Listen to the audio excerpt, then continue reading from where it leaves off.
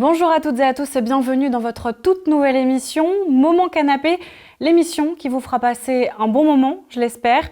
Chaque mois, je recevrai un invité d'exception, un acteur du territoire pour parler de son parcours, de ses projets, de ses moments de joie mais aussi de doute. Une émission pour discuter, pour rire et pourquoi pas réfléchir. Bienvenue dans Moment Canapé. Et sur ce super canapé, je reçois aujourd'hui Julie Muller-Volb. Bienvenue. Merci beaucoup de m'accueillir. Je suis très heureuse de faire cette toute première émission avec toi, Julie. Comment ça va ?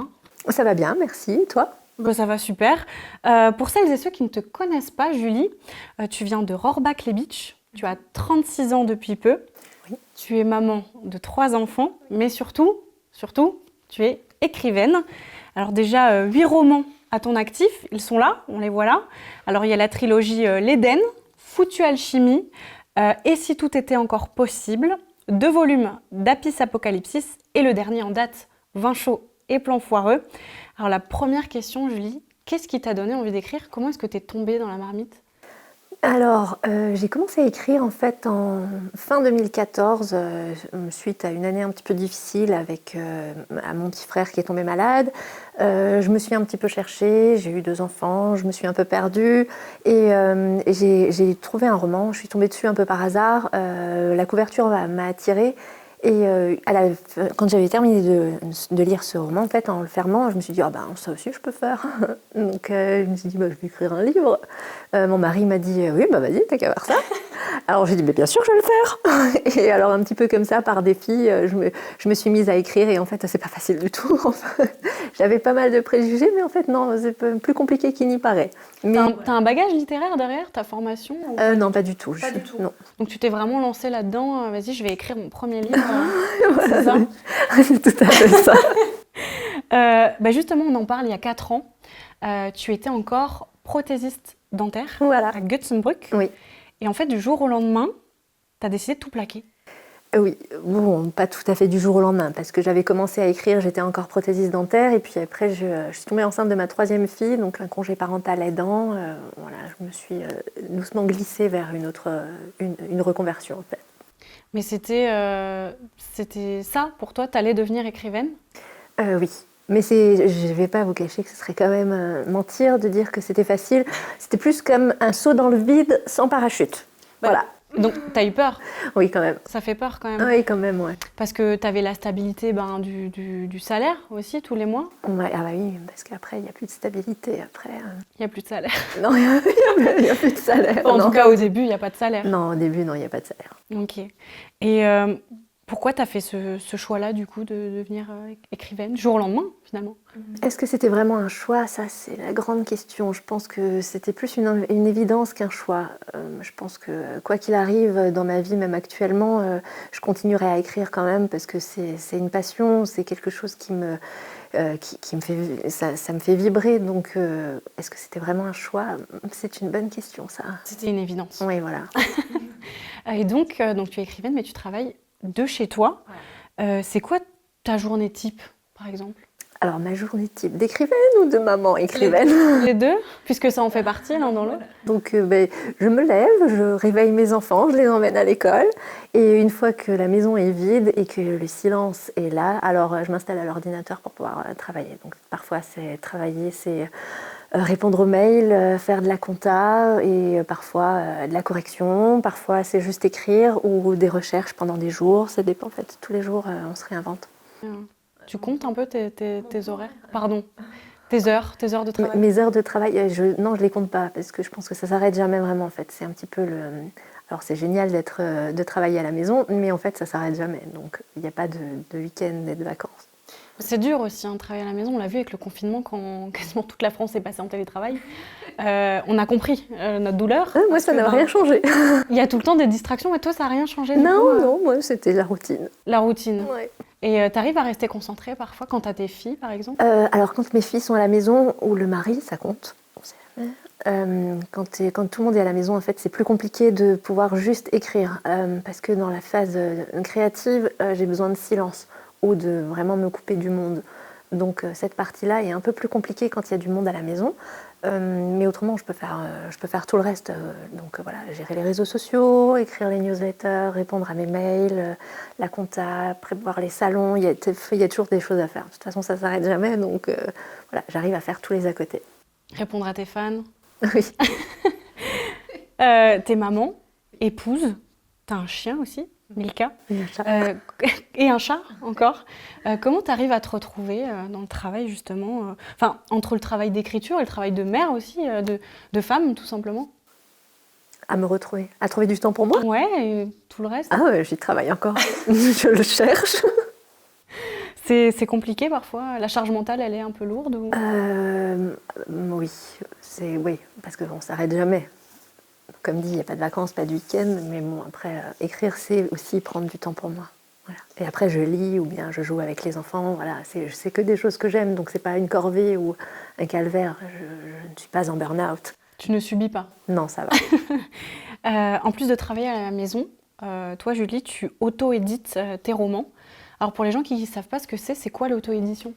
Alors l'auto-édition, en fait, c'est être son propre chef et éditer soi-même ses romans, en fait. Je n'ai pas de maison d'édition, je n'ai pas d'éditeur, je n'ai pas de diffuseur, de distributeur, tout ça. En fait, je suis le seul maître à bord. C'est toi le capitaine. Voilà, c'est moi le capitaine de mon propre navire. Donc s'il coule, c'est de ma faute. Hein. Donc je préfère qu'il prenne le large.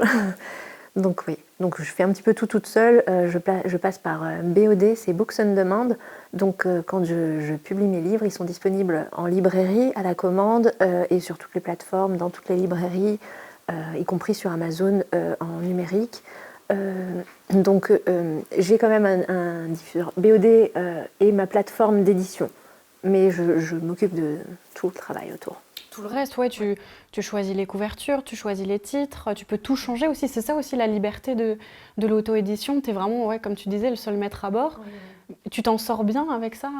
Je pense que c'est vraiment ce que je préfère en fait. Avoir toute cette liberté de choix, c'est vraiment génial en fait. Parce que si une couverture ne marche pas, ben, on peut changer, on peut choisir son propre graphiste, on peut choisir le titre. Bon, c'est pas ce que je préfère. En général, c'est même pas moi qui les trouve. Hein. Mais voilà, donc ouais, c'est vraiment génial. On n'a pas de deadline absolument à respecter. Évidemment, je m'en mets toute seule. J'ai besoin de personne en général pour me mettre la pression. Mais ouais, c'est ce que je préfère en fait dans le fait d'être auto-édité. En fait, c'est d'être libre de faire comme on peut et comme on veut. Ça se sent en tout cas que tu es vraiment à l'aise avec ça parce que en 2017, quand tu sors ton premier roman qui est publié, L'Éden, tu l'as publié via une maison d'édition et ça s'est pas trop bien passé. Non, ça s'est pas très bien passé parce que justement toute cette partie liberté m'était retirée. Donc c'est un peu difficile pour un auteur, je pense que je peux parler au nom de beaucoup, en disant que une fois qu'on a écrit un roman, c'est comme un bébé en fait. Et signer un contrat avec une maison d'édition, c'est pas forcément évident parce qu'on perd tous ses droits dessus, à part le droit de paternité, mais ça, on va rentrer dans le légal, c'est un peu plus compliqué. Donc on perd tous ses droits dessus, on n'a plus notre mot à dire. Donc ils peuvent changer le titre, choisir la couverture, ils ne nous consultent pas, ils prennent toutes les décisions et on est un peu mis à l'écart. Ils ne nous rendent pas de compte à part une fois par an, dans le meilleur des cas. Et donc ouais, cette partie était un peu difficile à vivre pour moi parce que j'avais l'impression en fait d'être une vache à lait. Donc voilà, ça m'a pas vraiment plu, cette partie-là. Et donc à partir de là, tu t'es dit que tu allais auto-éditer tes romans toute seule comme une grande. Oui, voilà. Bon, il y a eu quelques autres petits couacs avec la maison d'édition, mais oui, j'ai décidé de reprendre mes droits et de voler de mes propres ailes. Quelles sont les difficultés de l'auto-édition? Parce que là, tu parles beaucoup de liberté, mais j'imagine qu'il y a des contraintes. Il y a beaucoup de liberté, mais beaucoup de solitude en fait. Parce qu'avoir un panel de choix immense, c'est parfois plus difficile que d'être contraint à prendre ce qu'on nous donne. Donc il faut choisir son graphiste, il ne faut pas se tromper. Parce que le prix d'une couverture, ça a un prix, c'est des gros investissements.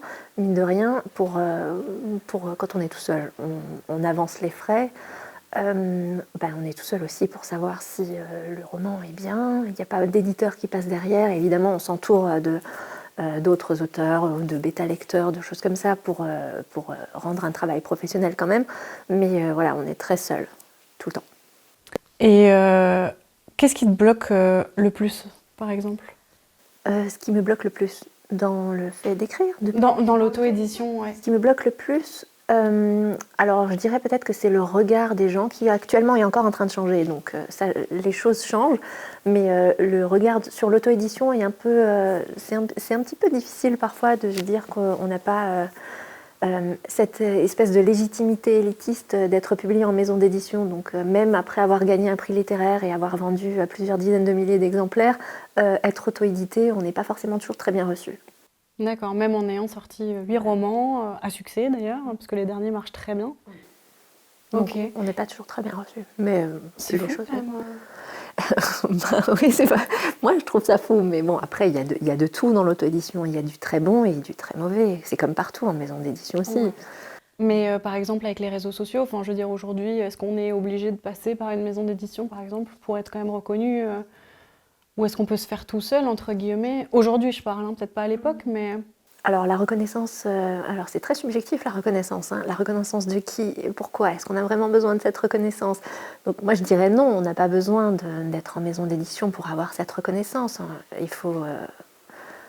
Attention, on va partir dans le psychologique. Il faut déjà, faut déjà s'assumer soi-même et pouvoir dire oui, je suis écrivain. Ça a mis du temps pour moi de pouvoir dire c'est mon métier et de s'assumer, c'est déjà un grand pas. Se reconnaître soi-même qu'on est auteur et que oui, c'est un métier, c'est une grande étape. Après, la reconnaissance des autres, elle passe par quoi? Est-ce que c'est les notes sur Amazon? Est-ce que c'est les critiques subjectives? Enfin voilà, les goûts et les couleurs sont dans la nature, donc c'est difficile de répondre à cette question. Ouais, bah ouais, je m'en doute. Juste pour revenir, avant tu disais c'est un coût de publier un livre. En auto-édition, par exemple, ton dernier livre, il t'a coûté combien, une fourchette? Mon dernier livre m'a coûté combien? Alors, je n'ai même pas calculé, je ne suis pas super douée pour tout ce qui est la compta, les chiffres, ça me file des boutons. Mais alors, je dois être à peu près à... En général, même pour tous les livres, on est entre 500 et 1000 euros, donc avant de le publier. On passe par des relecteurs, des correcteurs. Certains font faire la mise en page. Moi, je me débrouille plutôt bien, donc je n'ai pas besoin. Il y a le graphiste pour la couverture et après les frais d'impression si on commande des livres pour aller... Enfin voilà, il y a les frais de promotion, des choses comme ça, entre 500 et 1000 euros avant même de publier le roman. En moyenne, donc. En moyenne. Ok. Après, il y en a, c'est plus cher, parfois c'est moins cher, voilà. Mais en tout cas, pour toi, c'est ta moyenne, quoi. 8 romans, déjà, à ton actif. C'est énorme en soi, parce que ça a été publié quand même sur ces 2 dernières années. T'as cravaché pour les sortir ou ça t'est venu naturellement? Alors c'est plutôt naturel, j'ai pas trop cravaché parce que j'essaye de me garder un espace de temps et de pas de pression parce que travailler sous la pression c'est pas mon truc. Donc voilà, il y a certains livres qui s'écrivent plus vite que d'autres comme Foutu Alchimie et je l'ai écrit en 2 mois, voilà. Et si tout était possible en 3 mois, Vinchot aussi, 3 mois je crois. Tout ce qui est plutôt littérature contemporaine, ça va assez vite pour moi. Donc c'est plus facile. Pour moi, je précise, on ne sait jamais. Pour ce qui est des univers fantastiques ou dystopiques, où il faut réinventer tout un monde, une politique, des religions, tout un système, ça met plus de temps. C'est plus complexe. Donc en général, j'ai besoin d'à peu près 1 an pour un tome comme ça. Justement, on y reviendra tout à l'heure sur tes inspirations par rapport au genre. Mais en parlant de genre, t'es passé par du fantastique, du post-apocalyptique, de la romance. T'es un peu touche à tout. Oui, quand même. Est-ce que t'as un genre en particulier qui te plaît plus que d'autres? Est-ce que j'aime tout ce que j'écris, hein, donc un genre en particulier. J'aime bien l'imaginaire parce que ça me fait rêver. Après, j'aime bien aussi la romance parce que je suis fleur bleue. Et donc voilà, j'aime écrire les choses qui me font du bien en fait. Je ne vais pas écrire des choses que je n'aime pas. Par exemple, est-ce qu'il y a un genre que tu toucheras jamais? À mon avis, le thriller et tous ces trucs un peu... Il y a peu de chance, ouais, il y a peu de chance. Je suis une grande froussarde, donc il y a peu de chance que je pense que je réussirai à me faire peur toute seule. Je vais poser une question, je pense qu'on pose à tous les écrivains. Est-ce que tu as déjà été confrontée au syndrome de la page blanche? Oui, plein de fois. C'est vrai. Oui. Ouais, oui, régulièrement, en général, au milieu du roman, quand j'ai mis tous mes personnages dans la mouise et que j'ai aucune idée de comment faire pour les sortir de là. Ouais, ça m'arrive souvent. Et c'est quoi tes plus grandes peurs en tant qu'écrivaine?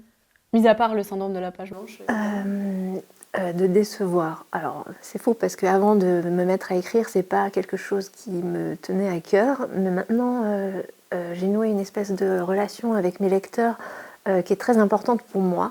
J'aime discuter avec eux, apprendre à les connaître et les décevoir, en fait, ça me fait vraiment peur, en fait. Je voudrais pas qu'ils ferment un de mes livres et qu'ils se disent « Oh bah il était nul celui-là !» ça me ferait de la peine. Vraiment, ça m'effraie.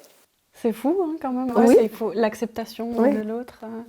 Enfin, surtout Alors tes c'est lecteurs. pas tant le regard des autres qui me gêne, c'est vraiment le fait de les décevoir, en fait. Ceux qui sont déjà habitués à Oui, te lire. voilà.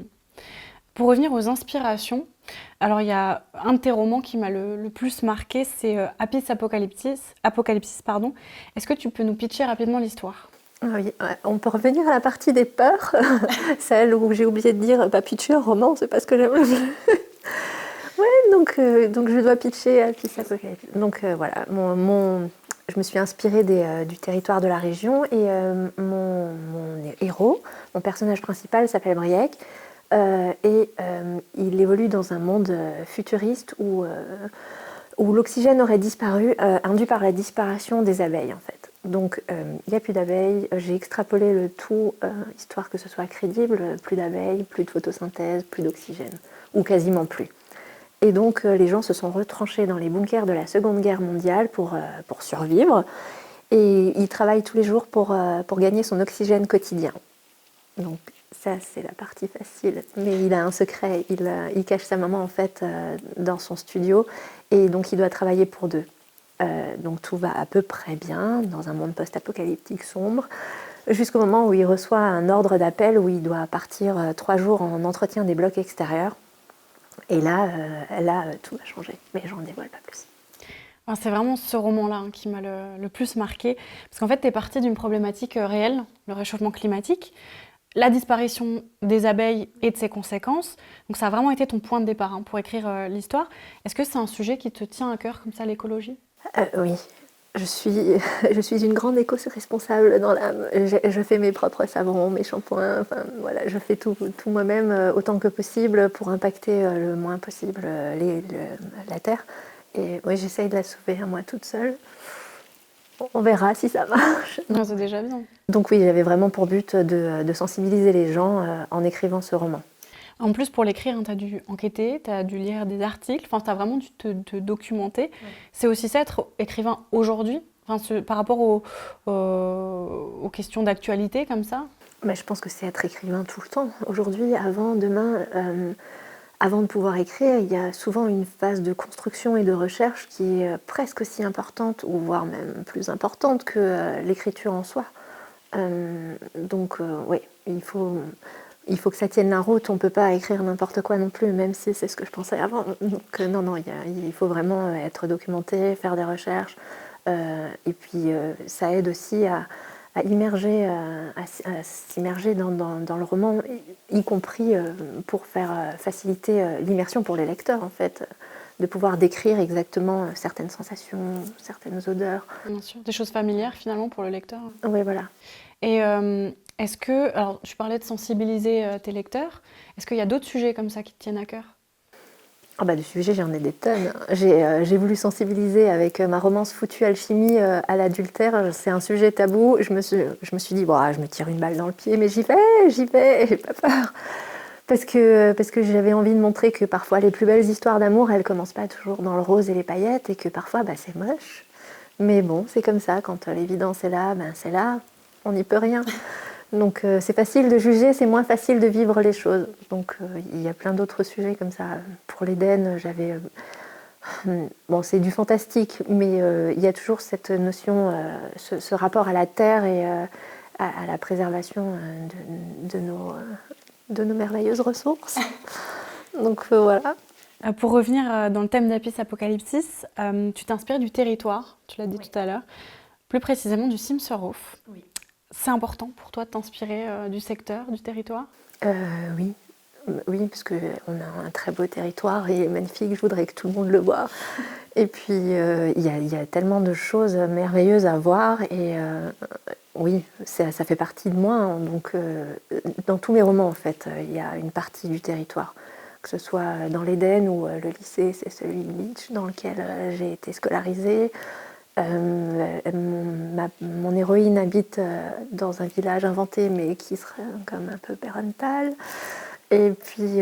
C'est le Beacherland. Oui, c'est le Beacherland. Voilà, c'est merveilleux, le Beacherland. Et est-ce que tu te forces comme ça, pour tout, même tes prochains livres, tu te forces à t'inspirer du territoire et à le retranscrire? Ou est-ce que ça devient naturellement? Non, c'est naturel.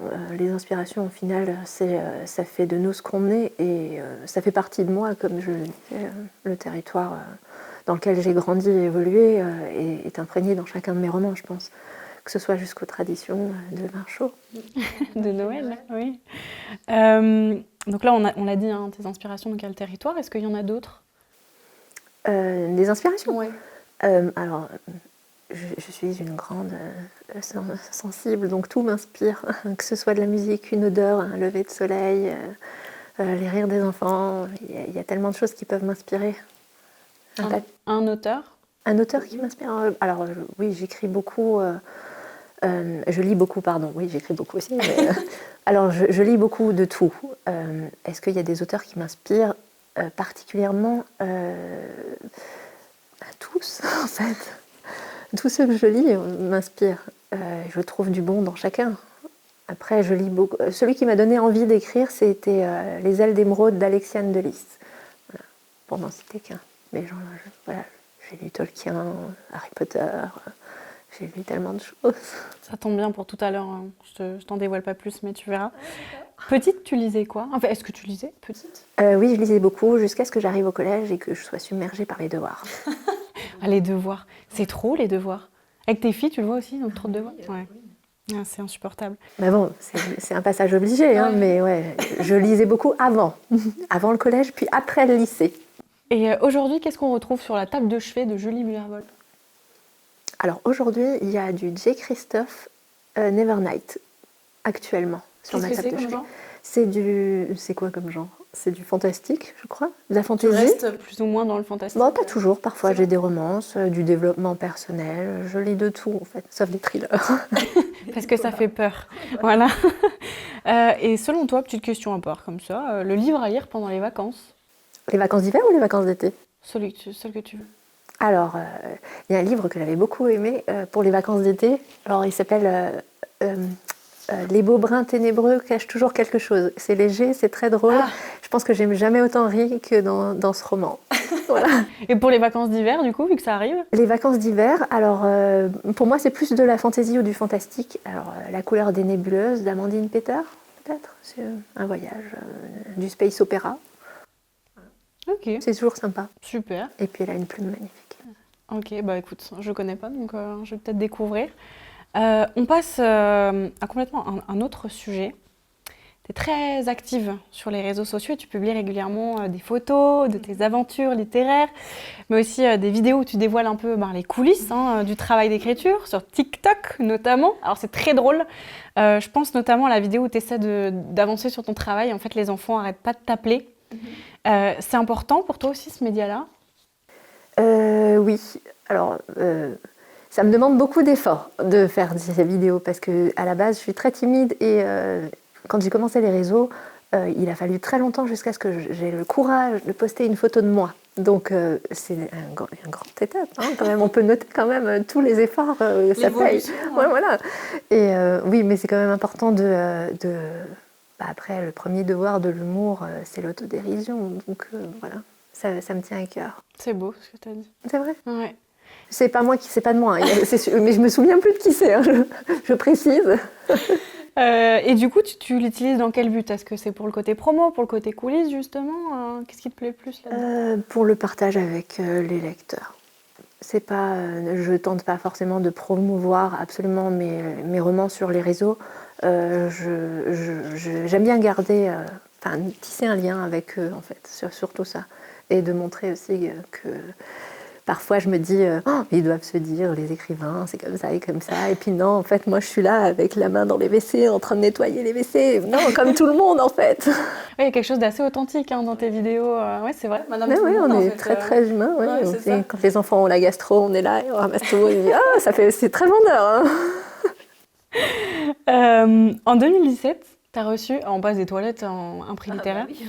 En 2017, tu as reçu le prix de l'imaginaire pour le tome 1 de l'Éden, Le secret d'Élie. Qu'est-ce que ça t'a apporté cette reconnaissance? Parce que depuis le début de l'interview, là, tu parles de reconnaissance, de ce que pensent de tes lecteurs. Là, tu as reçu un prix, c'est une distinction, c'est une légitimité. Oui, quand même. Oui, parce que j'avais tenté l'auto-édition avant les maisons d'édition, donc avant 2017, parce que j'avais écrit mon premier roman, que je l'avais fait lire à mon entourage, ma meilleure amie et mes parents. Voilà, mon entourage. Et ils ont trouvé ça génial, mais ils n'étaient pas du tout crédibles en fait. Si, probablement. Mais moi, j'avais peur qu'ils me mentent pour me ménager. Et alors, j'ai voulu me confronter à de vrais lecteurs. Je me suis dit, moi, j'essaye, on verra bien ce que ça donne. Donc, j'avais commencé l'auto-édition, ça avait plutôt bien marché. J'ai trouvé le courage de le publier sur une plateforme d'une maison d'édition. Et c'est comme ça que j'ai gagné le prix littéraire. Ouais. Tu t'y attendais un peu? Non, pas du tout. Genre, je l'ai espéré quand même, hein, mais quand j'ai reçu le mail, j'ai cru que c'était un spam en fait. Parce qu'il y avait marqué « Non, vous éditez !» Et moi je me suis dit « Ah ouais !» J'allais le mettre dans la corbeille jusqu'à ce que je descende tout en bas et que je vois qu'il y avait vraiment un nom en fait. Ça avait l'air... Je me suis dit « Ah bah tiens, c'est bizarre. » Ça avait l'air sérieux tout ça. Non, et un numéro de téléphone et ils veulent m'appeler. Je me suis dit « Ah bah tiens, alors peut-être que c'est vrai. » Bon, je l'ai relu 3 fois, j'ai pleuré 2 jours et puis c'était le début de la grande aventure après. Est-ce que tu en vises d'autres aujourd'hui, des prix littéraires? Pas particulièrement, parce que je suis bien avec ma liberté en indépendance. Donc, En indépendance. T'attends que ça peut tomber en fait n'importe quand? Je crois qu'il faut inscrire les romans pour avoir un prix. Mais je t'avoue que j'ai pas vérifié parce que je m'y intéresse pas particulièrement, en fait. Tu as investi aussi dans pas mal de projets, comme avec les collèges du secteur où tu animes des ateliers littérature, des ateliers d'écriture. Comment ça se passe ça? Comment t'es tombée là-dedans aussi? Comment je suis tombée là-dedans? J'en ai aucune idée. C'est toi qui... Je crois que non, c'est pas moi. C'est pas, parce que je n'aime pas contacter les gens parce que j'ai peur qu'on me dise non et que j'embête et j'aime pas déranger. Et ça me demande beaucoup d'efforts en fait. Il me faut 3 jours déjà avant que je puisse appeler quelqu'un. Ne te moque pas, enfin. Je me moque pas. Voilà, donc ça me demande beaucoup d'efforts en fait de passer ce cap. Et si c'est après pour qu'on me dise non, je préfère en fait pas risquer. Il faut pas faire comme moi. Ouais, voilà. Donc en fait, j'attends en général qu'on me demande et que la demande soit vraiment intéressée. Et je réponds toujours oui, hein, donc il n'y a pas de problème.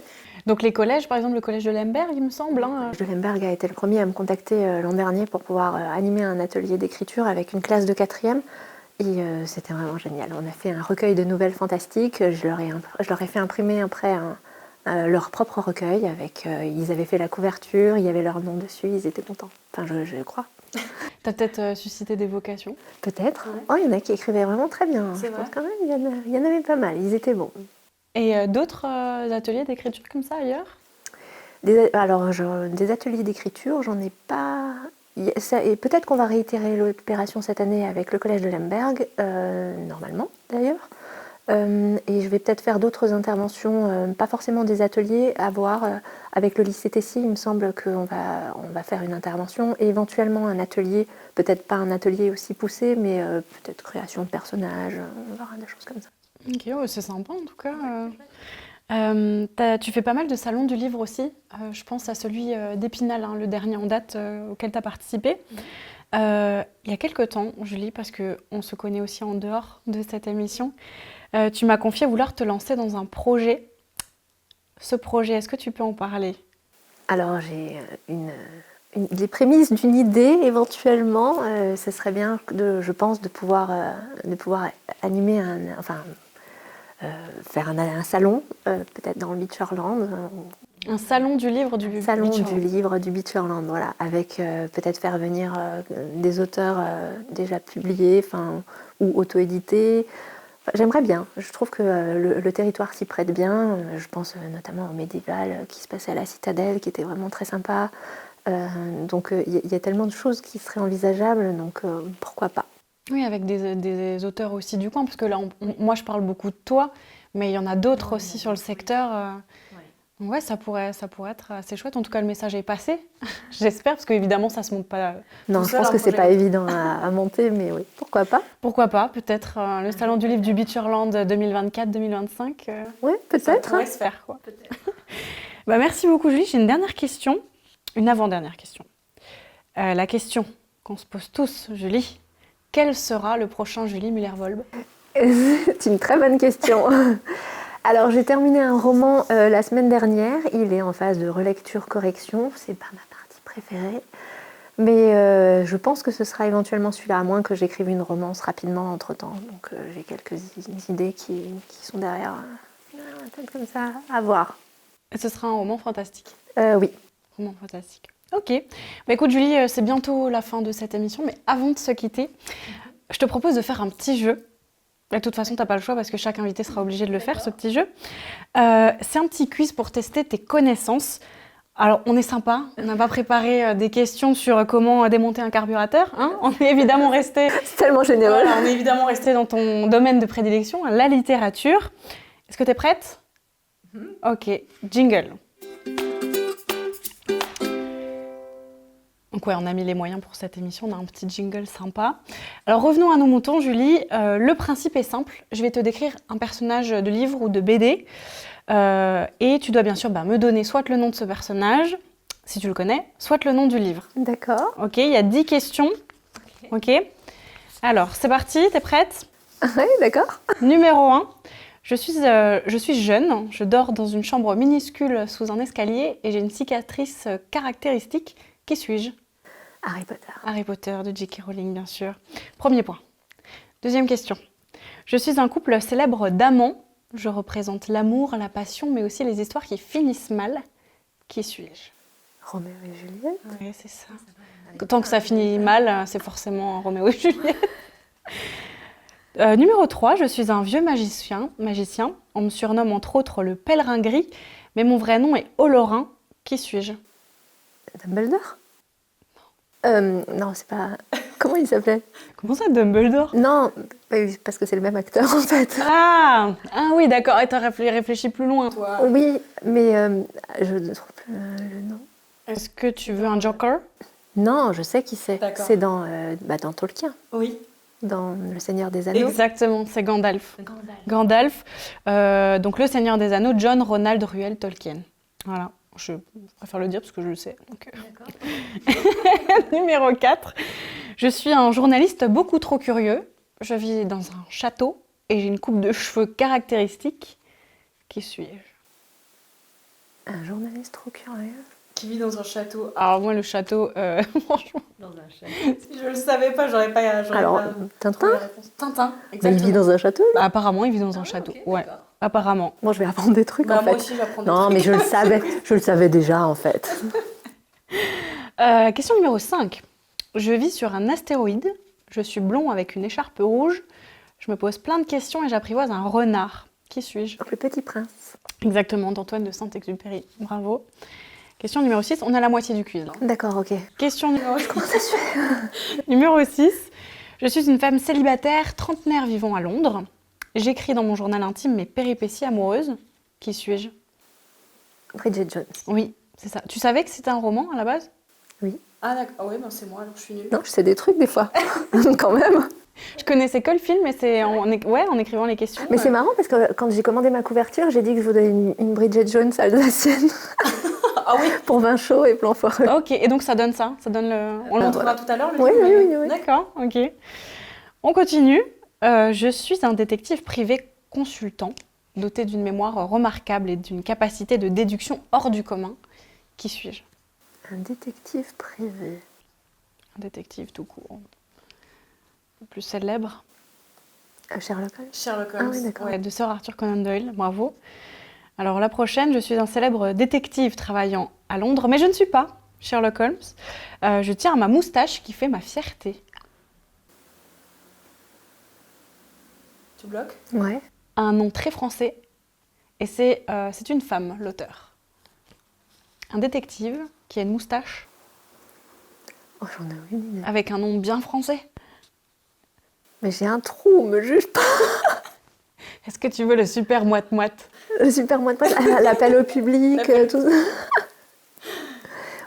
Ouais. Si je te dis Agatha Christie, l'auteur, est-ce que ça t'aide un petit peu? Non. Non, Non. C'est Hercule Poirot. Ah ouais. Ah, j'aurais pas trouvé. C'est vrai. Ouais, je Mais pense tu que j'aurais connais pas. quand même Hercule Poirot. Ouais, quand même. Avec sa moustache. et Ouais, son bon, chapeau je connais melon. pas très bien. Mais Non. ouais. C'est pas grave, un point de moins. C'est pas très grave. Avant-dernière question. Je suis un justicier.